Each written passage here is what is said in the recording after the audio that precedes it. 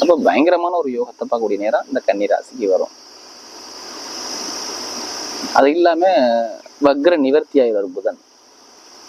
இப்போ எல்லாத்துக்கும் பாருங்க நல்ல ஒரு டைமிங் சூப்பரா இருக்கும். ஏன்னா கன்னிராசி இதுக்கு முன்னாடி அடி வாங்கினாடி செம்ம அடிட்டு செம்ம லாக்ல இருந்தாங்க. ஏன்னா 11ஆம் இடத்துல அந்த புதன் இருந்தாரு. இதுக்கு முன்னாடி கடகராசியில அவர் சனியுடைய கால்கள் இருந்தாரு. வேலையில பிரச்சனை வச்சாரு, உத்தியோகத்துல பிரச்சனை வச்சாரு, குழந்தைகளுக்கு மருத்துவ செலவு வச்சாரு, ஒரு மனக்குழப்பத்தை கொடுத்தாரு. ஏன்னா கடகராசியில போய் புதன் இருந்தாரு, ஒரு குழப்பத்தை கொடுத்துருப்பாரு. அப்படியே ஒரு ஸ்டெடியான ஒரு மைண்டே கன்னிராசிகிட்ட கிடையாது. இதை பண்ணுவோமா வேணாமா, அதை செய்வோமா செய்ய வேண்டாமா சொல்லி ஒரு குழப்பத்திலே ஒரு சங்கடத்திலே இருந்தாங்க. கணவன் மனைக்கிட்ட ஒரு மன வருத்தத்தை வச்சாரு. நண்பர்கள்ட்ட பழக்கம் சரியா இல்லை.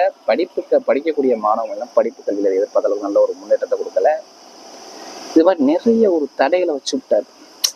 இதுக்கு முன்னாடி நிறைய பேர் வெளிநாட்டுல வேலை பார்க்குற சரி, இங்கே வேலை பார்க்கக்கூடிய நபர்